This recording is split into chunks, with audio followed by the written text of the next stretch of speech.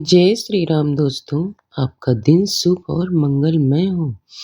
और इसी मंगल कामना के साथ शुरू करते हैं आज संतोषी माता की व्रत कथा। एक बुढ़िया थी और उसके 7 पुत्र थे। 6 कमाने वाले थे, एक निकम्मा था। बुढ़िया माँ 6 पुत्रों की रसोई बनाती, भोजन कराती और पीछे से जो कुछ बचता सो 7वीं को दे देती। परंतु वो बड़ा भोला भाला था, मन में विचार न करता था। एक दिन अपनी बहू से बोला, देखो मेरी माता का मुझ पर कितना प्यार है।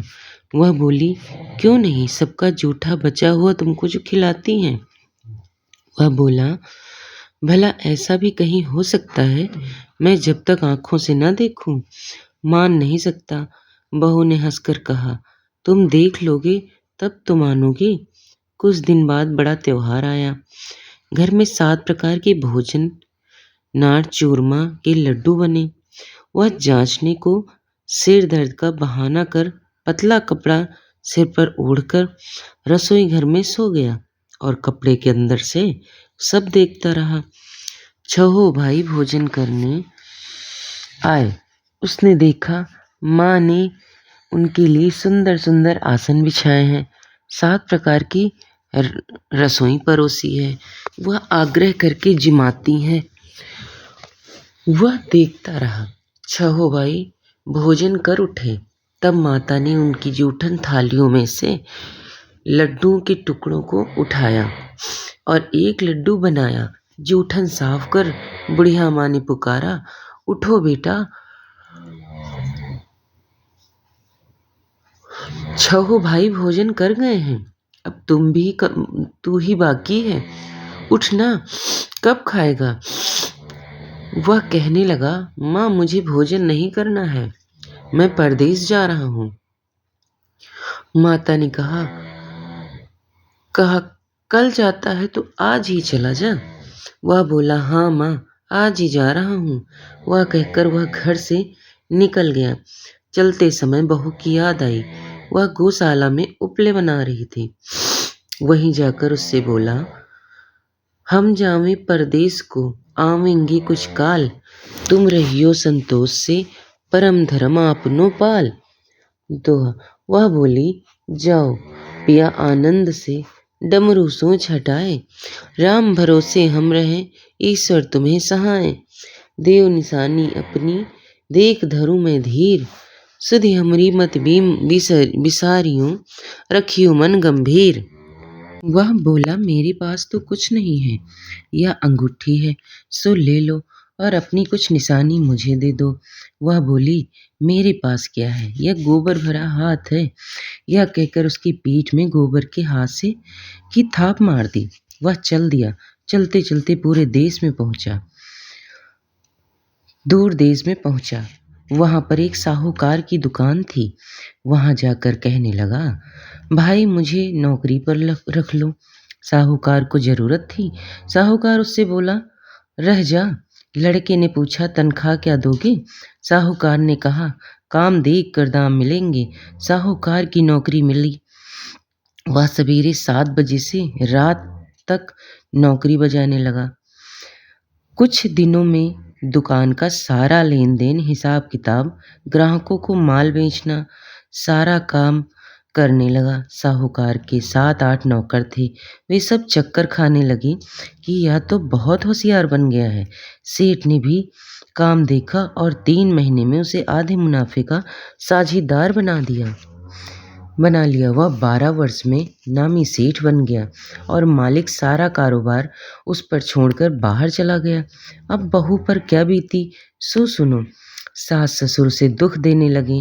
सारी गृहस्थी का काम करा के उसे लकड़ी लेने जंगल में भेजते। इस बीच घर की रोटियों के आटे से जो भी भूसी निकलती उसकी रोटी बनाकर रख दी जाती और फूटे नारियल की खोपरे में पानी। इस तरह दिन बीतते रहे। एक दिन वह लकड़ी लेने जा रही थी कि रास्ते में बहुत सी स्त्रियां संतोषी माता का व्रत करती दिखाई दी। वह वहां खड़ी हो कथा सुनकर बोली, बहनों, यह तुम किस देवता का व्रत करती हो और इसके करने से क्या फल मिलता है? इस व्रत के करने की क्या विधि है? यदि तुम अपने व्रत का विधान मुझे समझाकर कहोगी तो मैं तुम्हारा एहसान मानूंगी। तब उनमें से एक स्त्री बोली, सुनो, यह संतोषी माता का व्रत है। इसके करने से निर्धनता, दरिद्रता का नाश होता है और लक्ष्मी माता आती हैं। मन की चिंताएं दूर होती हैं।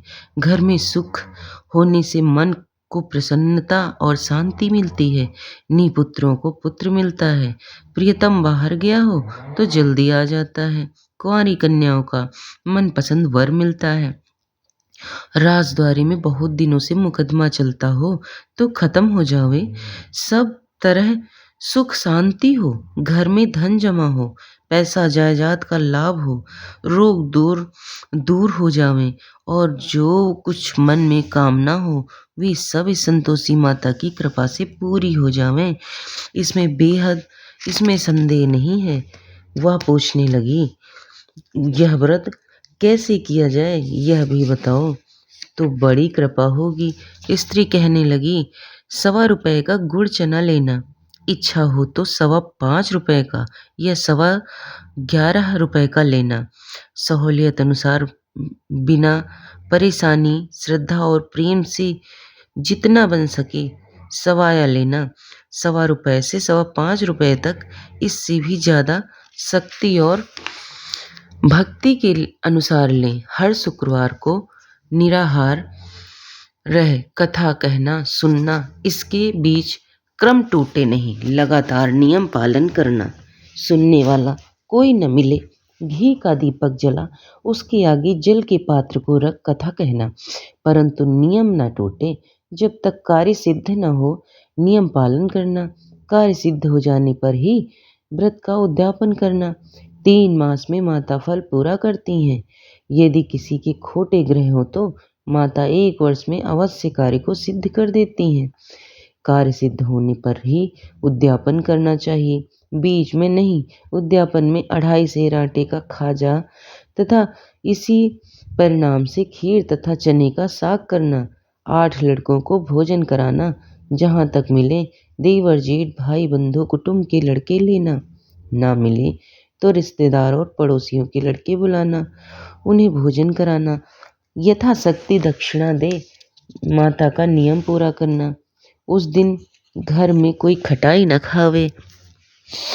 यह सुनकर बुढ़िया के लड़के की बहू चल दी। रास्ते में लकड़ी के बोझ को बेच दिया और उन पैसों से गुड़ चना ले माता के व्रत की तैयारी कर आगे चली और सामने मंदिर देख पूछने लगी, यह मंदिर किसका है? सब कहने लगे, संतोषी माता का मंदिर है। यह सुन माता के मंदिर में जा माता के चरणों में लौटने लगी। दीन होकर विनती करने लगी, माँ, मैं निपट मूर्ख हूँ, व्रत के नियम कुछ नहीं जानती। मैं बहुत दुखी हूँ माँ।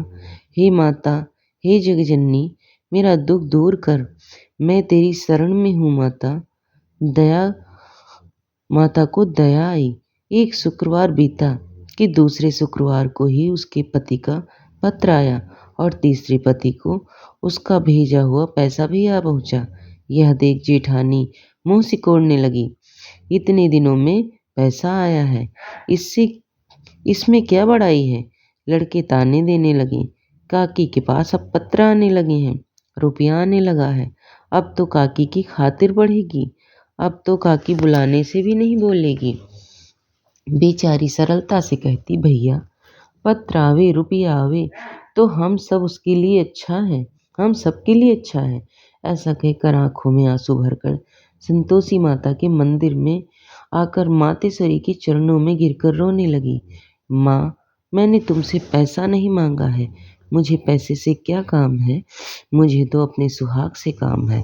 मैं तो अपने स्वामी के दर्शन और सेवा मांगती हूँ। तब माता ने प्रसन्न होकर के कहा, जा बेटी, तेरा स्वामी आएगा। यह सुनकर खुशी से बावरी हो घर में जा काम करने लगी। अब संतोषी माँ विचार करने लगी, इस भोली पुत्री से मैंने कह तो दिया है तेरा पति आवेगा, पर आवेगा कहाँ से? वह तो स्वप्न में भी इसे याद नहीं करता। उसे याद दिलाना मुझे पड़ेगा। इस तरह माता बुढ़िया के बेटे के पास जा स्वप्न में प्रकट हो कहने लगी, साहूकार के बेटे, सोता है या जागता है? वह बोला, माता, सोता भी नहीं हूँ, जागता भी नहीं हूँ, बीच में ही हूँ, कहो आज्ञा है। माँ कहने लगी, तेरा घर बार कुछ है या नहीं? वह बोला, मेरा सब कुछ है माता। माँ बाप, भाई बहन, बहू क्या काम करती है, क्या कमी है? माँ बोली, भोले पुत्र, तेरी स्त्री घोर कष्ट उठा रही है। माँ बाप उसे दुख दे रहे हैं, वह तेरे लिए तरस रही है, तू उसकी सुधि ले। वह बोला, हाँ माता, यह तो मुझे मालूम है, परंतु मैं जाऊं तो जाऊं कैसे? परदेश की बात है, लेन देन का कोई हिसाब नहीं, कोई जाने का रास्ता नजर नहीं आता, कैसे चला जाऊं? माँ कहने लगी, मेरी बात मान, सवेरे नहा धोकर संतोषी माता का नाम ले, घी का दीपक जलाकर दंड दंडवत कर दंडवत कर दुकान पर जा बैठना। देखते देखते तेरा लेन देन सब चुक जाएगा, जमा माल बिक जाएगा, सांझ होते होते धन का ढेर लग जाएगा। वह सवेरे बहुत जल्दी उठ स्नान कर संतोषी माँ को दंडवत कर घी का दीपक जला दुकान पर जा बैठा। थोड़ी देर में वह देखता कि देने वाले लोग वहां पर रुपया लाए हैं। लेने वाले हिसाब लेने लगे। कोठे में भरे सामानों के खरीदार नगद दाम में सौदा करने लगे। शाम तक धन का ढेर लग गया। माता का चमत्कार देख प्रसन्न हो मन में माता का नाम ले घर ले जाने के वास्ते गहना कपड़ा खरीदने लगा और वहां के काम से निपट वह घर को रवाना हुआ। वहां बहू बेचारी जंगल में लकड़ी लेने जाती है। लौटते वक्त माँ के मंदिर पर विश्राम करती है। वह तो उसका रोजाना रुकने का स्थान था। माँ दूर से धूल उड़ती देख वह माता से पूछती है, हे माता, यह धूल कैसी उड़ रही है? माँ कहती है, पुत्री, तेरा पति आ रहा है, अब तू ऐसा कर, लकड़ियों के 3 बोझ बना ले, एक नदी के किनारे रख, दूसरा मेरे मंदिर पर और तीसरा अपने सिर पर रख। तेरे पति को लकड़ी का गट्ठा देखकर मोह पैदा होगा, वह वहां रुकेगा, नाश्ता पानी बनाकर खाकर माँ से मिलने जाएगा। अब तू लकड़ियों का बोझ उठाकर घर जाना और 20 चौक में गट्ठा डालकर 3 आवाजें जोर से लगाना। लो सासू जी, लकड़ियों का गट्ठा लो, भूसी की रोटी दो, नारियल के खोपरे में पानी दो, आज कौन मेहमान आया है? माँ की बात सुन बहू बहुत अच्छा माता कहकर प्रसन्न हो लकड़ियों के 3 गट्ठे ले आई। एक नदी तट पर, एक माता के मंदिर पर रखा। इतने में ही एक मुसाफिर आ पहुंचा। सूखी लकड़ी देखकर उसकी इच्छा हुई कि अब यहीं विश्राम करके और भोजन बना खाकर गांव जाए। इस प्रकार से भोजन बना विश्राम कर वह गांव को गया, सबसे प्रेम से मिला। उसी समय बहू सिर पर लकड़ी का गट्ठा ले आती है। लकड़ी का भारी बोझ आंगन में डाल जोर से आवाज देती है, लो सासू जी, गट्ठा लो, भूसी की रोटी दो, नारियल की खोपड़ी में पानी दो, आज कौन मेहमान आया है? यह सुनकर सास बाहर आकर अपने दिए हुए कष्टों को भुलाते हुए कहती है, बहू ऐसा क्यों कहती है? तेरा मालिक ही तो आया है, आ बैठ, मीठा भात खा, भोजन कर, कपड़े गहने पहन। इतने में आवाज सुन उसका स्वामी बाहर आता है और अंगूठी देखकर व्याकुल हो माँ से पूछता है, माँ यह कौन है? माँ कहती है, बेटा यह तेरी बहू है, आज 12 वर्ष हो गए, तू जब से गया है तब से सारे गांव में जानवर की तरह भटकती फिरती है, काम काज घर का कुछ करती नहीं, 4 समय आकर खा जाती है। अब तुझे देखकर भूसी की रोटी नारियल के खोपरे में पानी मांगती है। वह लज्जित हो बोला, ठीक है माँ, मैंने इसे भी देखा है और तुम्हें भी देखा है, अब तुम मुझे घर की ताले, दो तो मैं उसमें रहूं। तब माँ बोली, ठीक है बेटा, तेरी जैसी मर्जी कहकर ताले का गुच्छा पटक दिया। उसने ताले ले दूसरे कमरे में जा तीसरी मंजिल के ऊपर था खोलकर सारा सामान जमाया। एक दिन में ही वहां राजा के महल जैसा ठाट बाट बन गया। अब क्या था, वे दोनों सुखपूर्वक रहने लगे। इतने में अगला शुक्रवार आया। बहू ने अपने पति से कहा, मुझे माता का उद्यापन करना है। पति बोला, बहुत अच्छा, खुशी से करो। वह तुरंत ही उद्यापन की तैयारी करने लगी। जेठ के लड़कों को भोजन के लिए कहने गई। उसने मंजूर किया, परंतु पीछे से जेठानी अपने बच्चों को सिखलाती है, देखो रे, भोजन के समय सब लोग खटाई मांगना, जिससे उसका उद्यापन पूरा ना हो। लड़के आए, लड़की जीमने लगी। खीर पेट भर कर खाई, परंतु याद आते ही कहने लगी, हमें कुछ खटाई दो। खीर खाना हमें भाता नहीं, देखकर अरुचि होती है। बहू कहने लगी, खटाई किसी को नहीं दी जाएगी, यह तो संतोषी माता का प्रसाद है। लड़की तुरंत उठ खड़े हुए, बोले, पैसा लाओ। भोली बहू कुछ जानती नहीं थी, सो उन्हें पैसे दे दिए। लड़के उसी समय जाकर इमली खाने लगे। यह देखकर बहू पर संतोषी माता ने कोप किया। राजा के दूत उसके पति को पकड़कर ले गए। जेठ जेठानी मन माने खोटे वचन कहने लगे। लूट लूट कर धन इकट्ठा कर लाया था, सो राजा के दूत पकड़कर ले गए। अब सब मालूम पड़ जाएगा जब जेल की हवा खाएगा। बहू से यह वचन सहन नहीं हुए। रोती रोती माता के मंदिर में गई। हे माता, तुमने यह क्या किया है? हंसाकर अब क्यों रुलाने लगी? माता बोली, पुत्री, तूने उद्यापन करके मेरा व्रत भंग किया है। इतनी जल्दी सब बातें भुला दी। वह कहने लगी, माता, भूली तो नहीं हूँ, ना कुछ अपराध किया है। मुझे तो लड़कों ने भूले में डाल दिया। मैंने भूल से उन्हें पैसे दे दिए। मुझे क्षमा कर दो माँ। माँ बोली, ऐसा भी कहीं भूल होती है? वह बोली, माँ, मुझे माफ कर दो, मैं फिर तुम्हारा उद्यापन करूंगी। माँ बोली, अब भूल मत करना। वह बोली, अब ना होगी। माँ, अब बतलाओ, अब वह कैसे आवेंगे? माँ बोली, जा पुत्री, तेरे पति तुझे रास्ते में ही आता मिलेगा। वह घर को चली। राह में पति आता मिला। उसने पूछा, तुम कहाँ गए थे?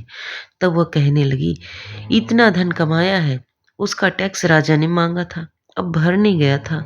वह प्रसन्न हो बोली, भला हुआ, अब घर चलो। कुछ दिन बाद फिर शुक्रवार आया। वह बोली, मुझे माता का उद्यापन करना है। पति ने कहा, करो। वह फिर जेठ के लड़कों से भोजन को कहने लगी। जेठानी ने तो एक दो बातें सुनाई और लड़कों को सिखा दिया कि तुम पहले ही खटाई मांगना। लड़के कहने लगे, खीर तो नहीं भाता, जी बिगड़ता है, कुछ खटाई खाने को देना। वह बोली, खटाई खाने को नहीं मिलेगी, खाना हो तो खाओ। वह ब्राह्मण के लड़कों को लाकर भोजन कराने लगी। यथाशक्ति दक्षिणा की जगह एक एक फल उन्हें दे दिया। इससे संतोषी माता प्रसन्न हुई। माता की कृपा होते ही 9वें मास उसको चंद्रमा के समान पुत्र प्राप्त हुआ। पुत्र को लेकर प्रतिदिन माता जी के मंदिर जाने लगी। माँ ने सोचा, यह रोज आती है, आज क्यों न मैं इसके ही घर चलूं, इसका आसरा देखूं तो सही। यह विचार कर माता ने भयानक रूप बनाया। गुड़ और चने से सना मुख, ऊपर सूंड के समान होंठ, उस पर मक्खियां भिनभिना रही थी। दहलीज में पांव रखते ही उसकी सास चिल्लाई, देखो रे, कोई चुड़ैल चली आ रही है, लड़कों देख भगाओ, नहीं तो किसी को खा जाएगी। लड़के डरने लगे और चिल्लाकर खिड़की बंद करने लगी। छोटी बहू रोशनदान में से देख रही थी, प्रसन्नता से पगली होकर चिल्लाने लगी, आज मेरी माताजी मेरे घर आई हैं। यह कहकर बच्ची को दूध पिलाने से हटाती है। इतने में सास का क्रोध फूट पड़ा। बोली, देखो इसे देखकर कैसी उतावली हुई है, जो बच्ची को पटक दिया। इतने में माँ के प्रताप से जहाँ देखो वहीं लड़के ही लड़के नजर आने लगे। वह बोली, माँ जी, मैं जिनका व्रत करती हूँ यह वही संतोषी माता हैं। इतना कहकर झट से सारे घर के किवाड़ खोल दिए। सब ने माता के चरण पकड़ लिए और विनती कर कहने लगी, हे माता, हम तो मूर्ख हैं, हम अज्ञानी हैं, पापी हैं, परंतु तुम्हारे व्रत की विधि हम नहीं जानते। तुम्हारा व्रत भंग कर हमने बहुत बड़ा अपराध किया है। हे माता, आप हमारा अपराध क्षमा करो। इस प्रकार माता प्रसन्न हुई। माता ने बहू को जैसा फल दिया वैसा सबको दे, जो पढ़े उसकी मनोकामना पूर्ण हो।